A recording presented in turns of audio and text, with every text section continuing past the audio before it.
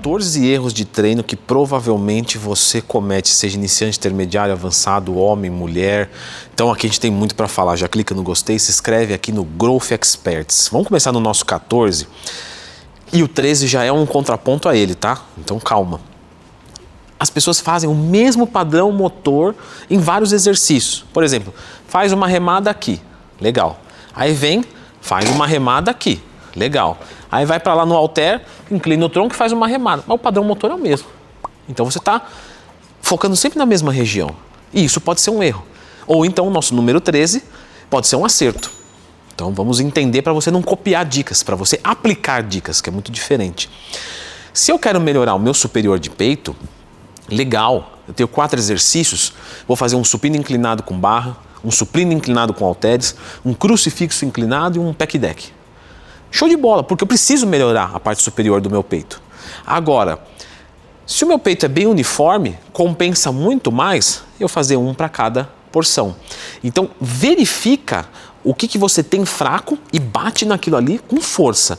E o que você não tem, tenta variar mais. Ah, meu tríceps é normal? Então tenta fazer um que o cotovelo está próximo do tronco, o outro está mais longe, o outro que está mais longe. Tenta variar a pegada. Pegada pronada, pegada neutra, pegada supinada.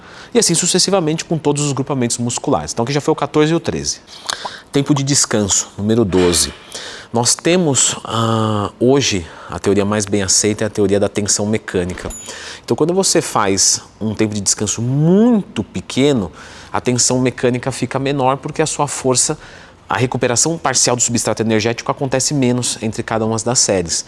Então na primeira você pegou um halter de 30, foi até a falha com 10 movimentos, e depois na segunda, como você descansou 30 segundos só, você consegue fazer lá, em vez de 10 movimentos, você faz 8, 7 movimentos ou abaixa a carga para fazer os 10. Então compensa você fazer um tempo de descanso para a hipertrofia muscular, no mínimo 1 minuto, tá? Recomendado 1,5 minuto a 2 e exercícios muito pesados 2 a 3 minutos.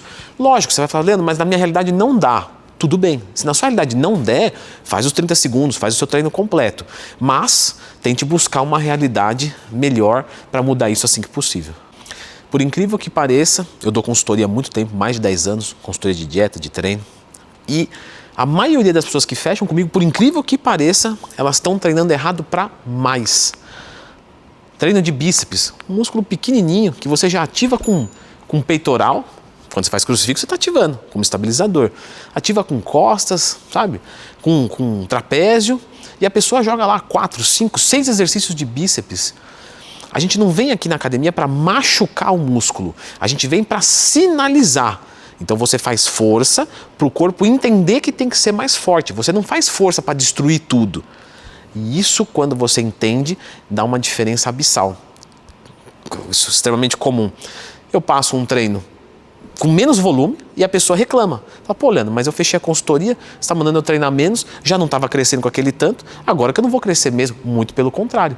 Porque se você treina mais do que o ponto ideal, você tem menos resultado. Só que a gente foi adestrado, talvez até por conceitos de capital, de grana, que quanto mais a gente se esforça, mais a gente cresce. E não é bem assim. Tem uma linha tênue entre ser hardcore e ser um jumento. 10. Movimento incompleto. Aí você vai falar, mas eu já sei, tem que fazer com amplitude máxima. Mas vamos falar de coisa que vocês erram e acham que está fazendo certo? Por exemplo, configuração de máquina. Ó. Aqui é uma máquina que, se eu configurar ela muito fechada, eu não consigo usar toda a amplitude de movimento. Então eu preciso configurar as máquinas corretamente. Tem uma outra que eu vou fazer da cadeira extensora depois aqui que vocês vão ver também. Só que não é só isso. Aqui, ó, agora eu tenho amplitude completa, concorda comigo? Mas se eu fizer uma execução que eu flexiono o meu cotovelo, e muita gente faz isso aqui, olha só, olha a distância de um cotovelo para o outro cotovelo. Está muito distante, eu não estou usando toda a amplitude de movimento. Se eu aproximo os meus cotovelos, eu ativo mais o peitoral. Então, o que é o correto aqui? A gente fazer um movimento rodado, ó. Passando longe do tronco, juntou e segura a excêntrica. Isso é movimento completo. Ah, mas eu fechei tudo. Sim, mas fechou e está incompleto. Você precisa afastar. Vamos na cadeira extensora que eu vou mostrar uma configuração bacana para vocês. Essa aqui é super complementar. Tem muitas pessoas que quando vão fazer a cadeira extensora, do jeito que tá, entra e faz. Só que, se esse movimento parte de lá de trás, ele fica mais completo. Então, quando a gente fala de movimento completo, não é usar toda a amplitude do aparelho, é usar toda a amplitude que você tem da articulação. Então, aqui o que seria o correto? Eu jogo isso aqui lá para trás, ó. Agora ele está partindo lá de trás. E aí sim. Leandro, mas eu não tenho muita flexibilidade. Então, esse é um ponto, nosso número 9.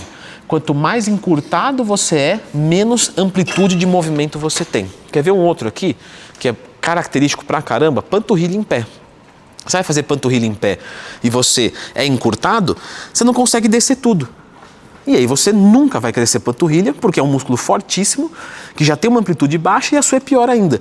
Então o certo é o quê? Eu vou subir lá em cima e vou descer tudo que dá. Tudo que dá, tudo que dá, tudo que dá, sinto alongar, rasgar. Se a sua flexibilidade é baixa, comece a trabalhar alongamento. Principalmente antes. Então vem aqui, faz um alongamento de panturrilha, 3 séries de 30 segundos, legal, e aí sim você volta a fazer o movimento, agora sim com amplitude completa. Experimenta, você não cresce panturrilha, experimenta fazer 3 séries de 30 segundos de alongamento. Você faz e depois você executa, usando toda a amplitude de movimento. Me fala como é que você acordou no outro dia. 8. Movimento errado. Por exemplo, quando você vai fazer uma elevação lateral e aí você tira o halter daqui de baixo e leva até em cima, mas você encolhe o ombro para cima, porque o trapézio está puxando o deltoide, porque o deltoide não aguenta. Então fazer o movimento correto, ó, elevação lateral, correção básica, afunda a escápula para baixo, ó, joga o ombro para baixo e fica fazendo força para ele e levanta só o braço. É outra elevação lateral que é muito mais difícil. Se você estava pegando seus 12, 14 quilos, pode ter certeza que você vai cair para 6, 8 quilos.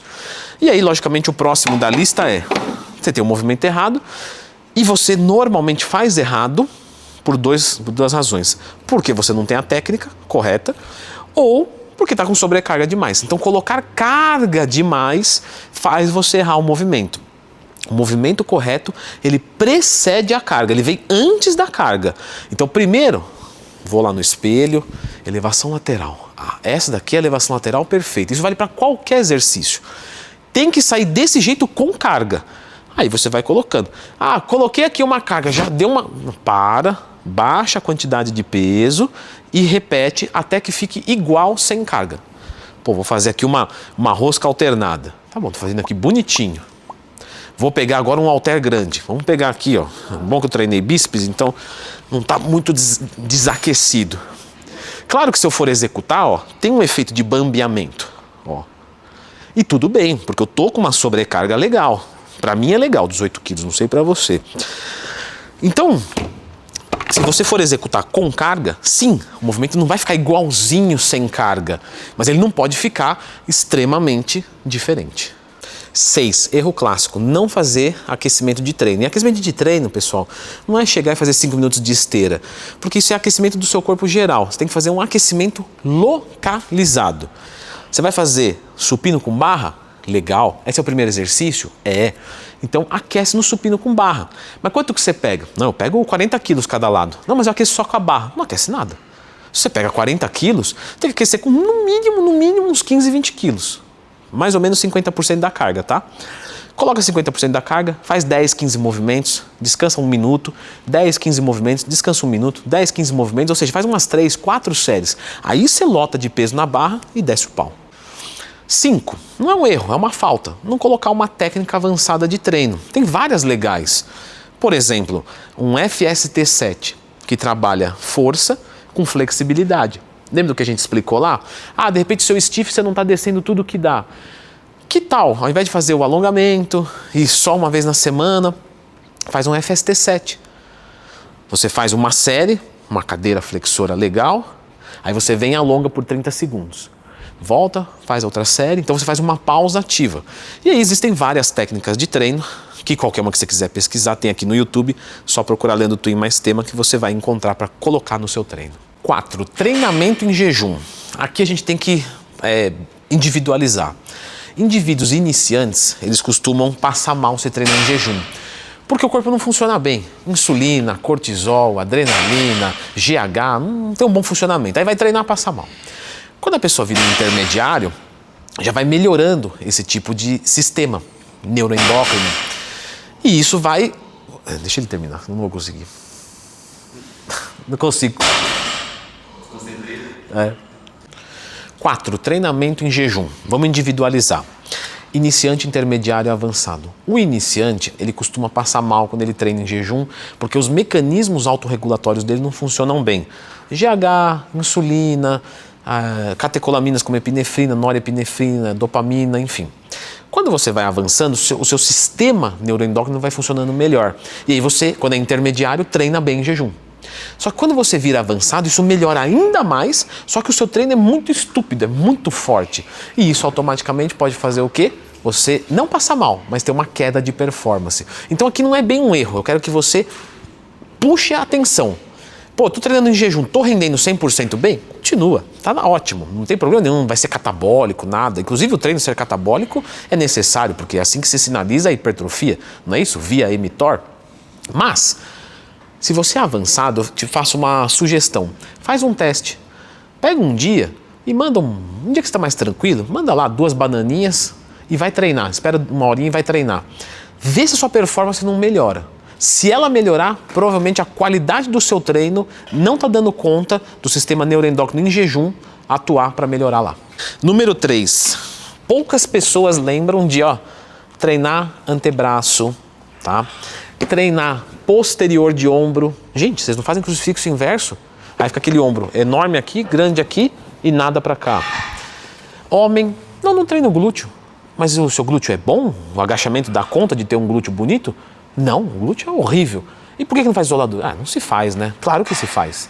De novo, é diferente um homem que tem um super glúteo, porque o agachamento já é suficiente, o leg press já é suficiente, o stiff já é suficiente, e outra pessoa que não tem glúteo não faz nada. Outro que é super negligenciado, adutor de coxa. Então, o erro número 3 é o quê? Esquecer de algumas regiões do seu corpo. Comecei no antebraço por quê? Epicondilite. Você tem um antebraço fraco, você tem uma grande chance de desenvolver uma epicondilite. Quando você é iniciante, você não vai desenvolver porque você não levanta peso nenhum. Você vai ficando intermediário avançado, muita carga, o antebraço não acompanha, lesão. Mas veja se você está treinando todos os grupos. Logicamente que o seu corpo precisa, existe uma questão de individualidade, mas tem alguns que são muito básicos. Não fazer nada de antebraço, nada de posterior de ombro, nada de glúteo, sendo homem, sendo que o glúteo é fraco. Adutor de coxa eu nunca fiz. Tem que rever. Número 2, ignorar pequenas dores. Lembra que eu expliquei da linha tênue? Existe uma linha tênue entre ser hardcore e ser um jumento. Você tem que ser hardcore, jumento não. Então você está ali treinando, sentiu uma dorzinha, no pain, no gain? Legal. Agora, é uma dor na articulação e quando eu faço dói pra caramba, depois do treino dói, no outro dia dói. Não, isso aí tem que parar. Você precisa ir para uma fisioterapia, eu entendo, tem custo, mas aí você coloca para seguir aqui que a gente traz dicas para você, de repente te ajuda. Mas eu entendo. Mas o mínimo que você tem que fazer então, rosca direta tá doendo? E a rosca alternada? Não, a rosca alternada eu não sinto nada. Troca imediatamente. Troque imediatamente por um que não cause dor. E vai investigar porque tem dor e não ignore essa dor. Porque a tendência de uma dorzinha é virar uma dorzona, uma lesão crônica e talvez algo que precisa de cirurgia. Então, não ignore as pequenas dores. Treinar longe da falha. A gente tem diversos tipos de abordagem, diversos tipos de metodologia de treino. Agora, o que não funciona para a maioria é fazer um treino fofo, é fazer um treino distante do que o seu corpo se sinta desafiado.